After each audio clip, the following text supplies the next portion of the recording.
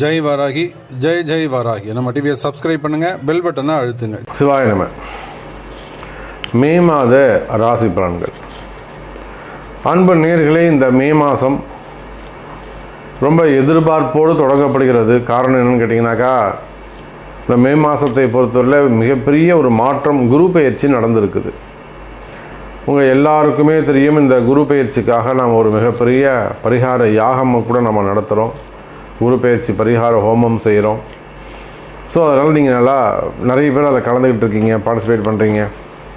அப்போது குரு பகவான் பெயர்ச்சி அடைந்திருக்கிறார். உலகமே ஒரு சேஞ்சஸ், ஒரு நல்ல சேஞ்சஸ் ஏற்பட போகுது. உலகத்தில் நடக்கக்கூடிய போர் பதற்றங்கள்லாம் இதுமாரி தணியக்கூடிய காலம். ஏன்னா செவ்வாய் வீட்டில் குரு இருந்ததால், சனி செவ்வாய் சேர்க்கை இது இருந்ததால் அந்த போரெலாம் நிறைய நடந்தது. இப்போ இந்த உக்ரைன் போர் ஆகட்டும், இல்லை ஹமாஸ் இஸ்ரேல் போர் ஆகட்டும், இந்த போர் பதற்றங்கள்லாம் குறைவதற்கான வாய்ப்பாக உலகத்துக்கே ஒரு நல்லது நடக்க போகுது. வேர்ல்டு வைடு, இந்த பிரபஞ்சத்திற்கு, இந்த பூமிக்கே கூட ஒரு நல்ல காலம், ஒரு நல்ல நேரம் பிறந்திருக்கிறது அப்படின்னு தான் நாம் சொல்லணும். அப்போ இந்த பிரபஞ்சம், இந்த பூமிக்கு ஒரு நன்மை நடக்குது அப்படின்னு சொன்னால், அந்த பூமியில் தானே நம்ம இருக்கோம். அப்போ நம்ம எல்லாருக்குமே கூட, எல்லா ஜீவராசிகளுக்கும், புல்லாகி பூடாய் புழுவாய் மரமாகி பல் விருகமாகி பறவையாய் பாம்பாய் கல்லாய் மனிதராய் பேயாய் கணங்களாய் வல் அசுரராகி முனிவராய் தேவராய் செல்லாயின் நின்ற இத்தாவர சங்கமத்துள் எல்லா பிறப்பும். அப்போ இந்த பூமியில் இருக்கக்கூடிய புல் பூண்டு பூச்சிலிருந்து, எல்லா தாவரங்களிலிருந்து, எல்லா ஜீவராசிகளுக்குமே, எல்லா உயிர்களுக்குமே ஒரு ஃப்ரெஷ்னஸ், ஒரு சேஞ்சஸ் நடக்க போகுது. அப்போ இந்த மே மாதம் ரொம்ப முக்கியமான ஒரு மாதம், முன்னேற்றத்திற்கான ஒரு மாதம், நிறைய மாற்றங்கள் நிறைந்த மாதம். நீங்கள் ரொம்ப கஷ்டப்படுறீங்களா, அல்லது நாங்கள் ஒரு நல்ல குடும்பம் சாமி, நல்ல ஒரு வளர்ந்த ஒரு குடும்பம், ஒரு ஃபேமிலியர், ஒரு ஃபேமஸான ஃபேமிலி, அல்லது ஒரு நல்ல சத்தான கொஞ்சம் வளர்ச்சி அடைந்த ஒரு ஃபேமிலி, அழகான குடும்பம், பட் இப்போது கொஞ்சம் டவுன் ஆகிட்டே இருக்குது, ஃபேமிலியில் கொஞ்சம் ப்ராப்ளம் ஆகிட்டே இருக்குது. அப்போ எங்களுக்கு ஏதாவது மாற்றம் நகரமா, எங்களை ஏதாவது காப்பாற்ற முடியுமா, எங்களுக்கு ஏதாவது கை கொடுக்க முடியுமா, இந்த மாதிரி எதிர்பார்ப்போடு பல கஷ்டங்களில் இருந்து கண்ணீரோடு மனவேதனையோடு யாரெல்லாம் காத்துட்டு இருக்கீங்களோ, நம்மளை யாராவது காப்பாற்ற மாட்டாங்களா, நமக்கு ஏதாவது நல்லது நடக்காதா அப்படின்னு யாரெல்லாம் காத்து கொண்டு இருக்கிறீர்களோ, அது குடும்பமாக இருக்கலாம், ஃபேமிலி ப்ராப்ளமாக இருக்கலாம், அல்லது ரிலேஷன்ஷிப்பாக இருக்கலாம், உறவு முறைகளில் வரக்கூடிய பிரச்சனைகளாக இருக்கலாம், மேக்சிமம் கடன் சுமைகளாக இருக்கலாம், ஏமாற்றங்கள், ஏமாந்தது நிறைய இருக்கும், நிறைய ஏமாற்றங்களாக இருக்கலாம்.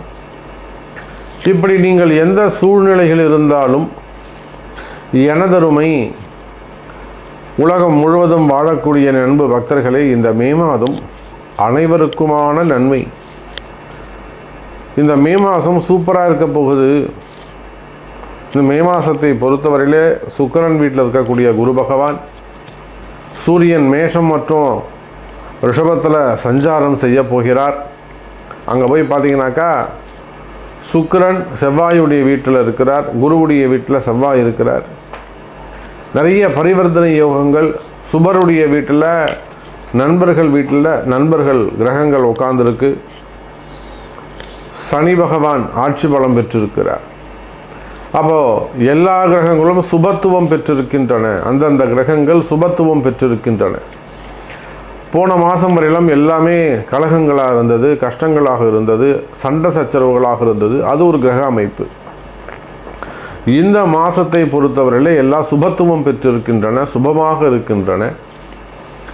அப்போ இதில் உள்ளே பூந்து நம்ம ஏதாவது நல்லது, ஒரு டக்குன்னு ஒரு மிகப்பெரிய கூட்டமாக இருக்குது, உள்ளே போனால் ஒரே அந்த மரத்தில் பெரிய பழங்கள்லாம் காய்ச்சி தொங்குது, கும்பலாக போய் அவங்கவுங்க தேவையானது பறிச்சுக்கிட்டு இருக்காங்க. இப்போ நாமளும் உள்ளே போய் சந்தில் பூந்து ஏதாவது ஒரு பழத்தை பிரச்சனை வெளியில் வந்துடலாம்.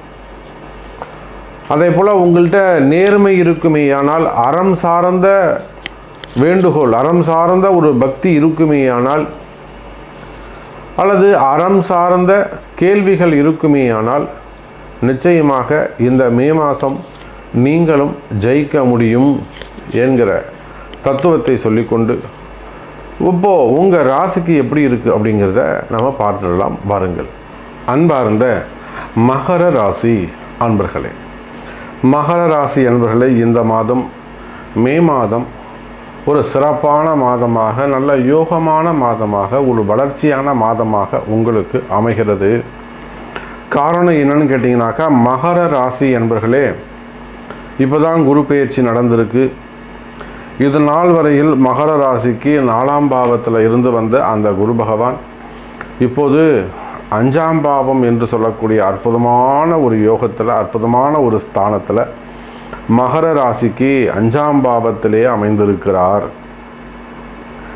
இதில் ஒரு மிகப்பெரிய நல்ல விஷயம், மகர ராசிக்கு நல்ல விஷயம் என்னன்னு கேட்டிங்கனாக்கா, உங்களுக்கு இருக்கக்கூடிய இந்த பூர்வ புண்ணிய கர்ம வினைகளால் ஒரு ஜாதகனோ அல்லது ஜாதகியோ, ஆணோ பெண்ணோ, அவங்க ரொம்ப கஷ்டப்படுறாங்கன்னு வச்சுக்கோங்களேன். இதெல்லாம் பூர்வ ஜென்ம கர்மாமா அப்படின்னு நம்ம சொல்லுவோம் இல்லையா. போன ஜென்மாவில் செஞ்சது நீங்கள் பாவம் பண்ணியிருக்கீங்க, ஜென்மாந்திரத்தில் நீங்கள் செய்த கர்மா அப்படின்லாம் நம்ம சொல்லுவோம். அப்போ அதை போல் ஜென்மாந்திர கர்ம வினைகளால் கஷ்டப்படக்கூடிய மகர ராசி நேயர்களே, ஒரு மிகப்பெரிய மீள முடியாத ஒரு துன்பத்தில் இருக்கீங்க. ஒரு சில மகர ராசி என்பவர்களுக்கு நிறைய இழப்புகள் ஏற்பட்டிருக்கும். அது ஏன் நடந்ததுன்னே அவங்களுக்கு தெரியாது. எனக்கு ஏன் சாமி இப்படி நடந்தது, தயவு செஞ்சு கொஞ்சம் கண்டுபிடிச்சி சொல்லுங்கள், என்னால் ஜீரணிக்கவே முடியல, என்னால் அந்த இழப்பை ஈடுகட்டவே முடியாது, என்னால் இந்த இழப்பை ஈடுகட்டவே முடியாது, எப்படியாவது நீங்கள் எனக்கு கொஞ்சம் கண்டுபிடிச்சி சொல்லுங்கள் சாமி. அது மாதிரி மிகப்பெரிய இழப்புகள், மீண்டும் பெற முடியாத இழப்புகள், இதெல்லாம் இந்த மகர ராசிக்கு நிறைய நடந்திருக்கும்.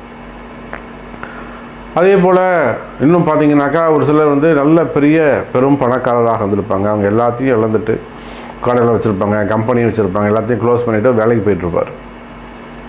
இந்த மாதிரி நிறைய இழப்புகள், லாஸ், இதெல்லாம் கடந்த காலங்களில் மகர ராசிக்கு நிறையவே நடந்திருக்கும். அப்போ அந்த மாதிரி இருக்கக்கூடிய மகர ராசி நேயர்களே, இதோ உங்களுக்கான ஒரு அற்புதமான காலம். அதுக்கெல்லாம் என்ன காரணம்? ஊழ்வினை கர்மா அல்லது செய்வினைகளாக இருந்திருக்கலாம், நீங்கள் கவனிக்காமல் விட்டுருக்கலாம், அதெல்லாம் ஒன்றுமே கிடையாது போ, அதெல்லாம் யார் சொன்னா அப்படின்னு நீங்கள் நம்பிக்கை இல்லாமல் இருந்திருக்கலாம். சரியா? உங்களுக்கு நம்பிக்கை இல்லாமல் இருந்திருக்கலாம், அதை அலட்சியப்படுத்தியிருக்கலாம். அல்லது நான் சொல்கிற மாதிரி அந்த பூர்வீக கர்மா, பூர்வ ஜென்ம கர்மா, இக ஜன்ம பூர்வ ஜன்ம ஜன்ம ஜன்மாந்தரேஷு பால்யே வயசே யௌவனே கௌமாரே, சிறு வயது முதல் நீங்கள் செய்த அந்த தோஷங்கள் இதெல்லாம் உங்களை ஆட்டி படைத்திருக்குமே. ஆனால் கவலை வேண்டாம் மகர ராசி நேயர்களே, இந்த மே மாதம் முதல் உங்களுக்கு அற்புதமான நல்ல நேரம் பிறக்கின்றது. உங்கள் கஷ்டத்துக்கெல்லாம் விடிவு காலம் பிறக்கின்றது. நீங்கள் யாராக இருந்தாலும் எனக்கு கவலை இல்லை, நீங்கள் யாராக இருந்தாலும் எனக்கு கவலை இல்லை, நீங்கள் எங்கிருந்தாலும் எனக்கு கவலை இல்லை. உள்நாட்டில் இருக்கலாம், வெளிநாட்டில் இருக்கலாம், வெளி மாநிலங்களில் இருக்கலாம், பாரத தேசம் முழுவதும், உலகம் முழுவதும் நீங்கள் எங்கு வேண்டுமானாலும் இருக்கலாம். எனதருமை மகர ராசி நேயர்களே, அந்த கர்ம வினைகளால் ஏற்பட்ட தோஷங்கள் உங்களுக்கு விலகக்கூடிய மாதமாக இந்த மாதம் அமைகிறது. அப்போ என்ன செய்யணுங்க சாமி? நீங்கள் சொல்கிறது அப்படியே எனக்கு கரெக்டு சாமி. இந்த கர்ம வினைகள் விலக வேண்டும் என்று சொன்னால் நம்ம என்ன செய்யணும் சாமி? ஒன்றும் பண்ண வேண்டாங்க, நீங்கள் ஒன்றும் செய்ய வேண்டாங்க. உங்களுடைய பிறப்பு ஜாதகம், உங்கள் ஜாதகத்தை பார்த்தா எல்லாமே தெரிஞ்சு போயிடும். ஒரு முறை உங்கள் ஜாதகத்தை பார்ப்போமேயானால் அனைத்து உண்மைகளும் அதில் தெரிஞ்சு போயிடும். இந்த மாதிரிலாம் நடந்ததா சார்? ஆமாம். அப்போ எந்த கிரகம் அதுக்கு காரணம், எந்த பிளானட்ஸ் அதுக்கு ஊழ்வினை கர்மா எது மூலியமாக வேலை செஞ்சது? சனி வேலை செஞ்சாரா, புதன் வேலை செஞ்சாரா, திதி தோஷங்கள் வேலை செஞ்சதா, கரண தோஷங்கள் வேலை செஞ்சதா, அல்லது முடக்கு ராசி வேலை செஞ்சதா, அல்லது உங்களுக்கு இருந்த அந்த 7.5 சனி வேலை செஞ்சதா, அல்லது 8இல் மறைந்த குருவால் ஏதாவது பிரச்சனை ஏற்பட்டதா, ராகு கேதுவால் வந்ததா, அது என்ன குலசாபங்கள் இருந்ததா, அல்லது பூர்வீக சாபங்கள் ஏதாவது இருந்ததா, செய்வினை கோளாறுகள் ஏதாவது இருந்ததா, அல்லது இடதோஷங்கள், புதுசாக ஒரு இடத்துக்கு போனீங்க, இடதோஷங்கள், வாஸ்து தோஷங்கள் ஏதாவது இருந்ததா, இப்போ இதெல்லாம் உங்கள் பிறப்பு ஜாதகத்தை பார்த்தா ஈஸியாக சொல்லு எதனால் ஏற்பட்டது. அப்போ அதுக்கு அதை விட்டு வெளியில் வந்துடணும், அவ்வளோதான். நான் இங்கே வரமாட்டேன். நிறைய அன்பர்கள் சொல்லுவது உண்டு, நான் இதே வீட்டில் தான் இருப்பேன். உனக்கு வளர்ச்சி வேணும்னா நீ அதை விட்டு உதறி கிடாச்சிட்டு வெளியில் வந்துடணும். இல்லைன்னா கால நேரம் உன்னை அடித்து அது பிடுங்கும். இந்த உண்மையை நீங்கள் புரிந்து கொள்ள வேண்டும் மகர ராசி அன்பர்களே. அப்போ நல்ல நேரம் நடக்குது. அந்த கர்மவினை தோஷங்கள் எல்லாம் விலகக்கூடிய மாதமாக இந்த மாதம் அமைகிறது என்று சொன்னால் நிச்சயமாக அதுக்கு என்ன பண்ணுங்க, உங்களுடைய பிறப்பு ஜாதகத்தை கொண்டு அதுக்குரிய வழிபாடுகள், பரிகாரங்கள், பிராயச்சித்தங்களை அறிந்து அதை நீங்கள் செய்வீர்களேயானால் நல்ல முன்னேற்றம் ஏற்படும். எனதருமை மகர ராசி நேயர்களே, எந்த கோவிலுக்கு போகணும், என்ன மாதிரியான யாகங்கள் செய்யணும், என்ன பரிகாரங்கள் செய்யணும், வீட்டிலே செஞ்சுக்கலாமா? அப்போ இந்த மாதிரியான வழிபாடுகளை செய்வீர்களேயானால் நாளை கால நேரங்கள் உங்களுக்கு ஒத்துழைக்குது. நல்ல நேரம் ஆரம்பிச்சிருக்கு. இதை விட சிறப்பு உங்களுக்கு வேறு என்ன வேண்டும்? நல்ல நேரம் ஆரம்பிச்சிருக்கு, அற்புதமான நல்ல நேரம் ஆரம்பிச்சிருக்கு. ஆகவே எனதருமை மகர ராசி நேயர்களே, உரிய பரிகாரங்கள், பிராயச்சித்தங்கள் செய்து கொள்வது சிறப்பு. தொழில் அமைப்புகள் எப்படி இருக்கும், வருமானங்கள் எப்படி இருக்கும்? தொழில் அமைப்புகளை பொறுத்தவரையில் உங்களுக்கு தொழில் ஸ்தானமாக அமையக்கூடியது துலாம் ராசி. நிச்சயமாக தொழில் அமைப்புகள் சிறப்பானதாக இருக்கும். சுக்கிர பகவான் ராசிக்கு 7வது வீட்டில் மேஷத்தில் உட்கார்ந்து தொழில் ஸ்தானத்தை பார்க்கிறார். அப்போ நிச்சயமாக உங்களுக்கு தொழில் அமைப்புகள் சிறப்பாக இருக்கும். வருமானங்கள் அதிகரிக்கும், வரவு செலவுகள் அதிகரிக்கும். நீங்கள் எந்த தொழில் செய்பவராக இருந்தாலும் சரிதான் மகர ராசி அன்பர்களே. சுக்கிர பகவான் சிறு பணத்தை கொடுக்கக்கூடியவர், பல லட்சங்களை கொடுக்கக்கூடியவர், லாபத்தை அதிகரிக்கக்கூடியவர்.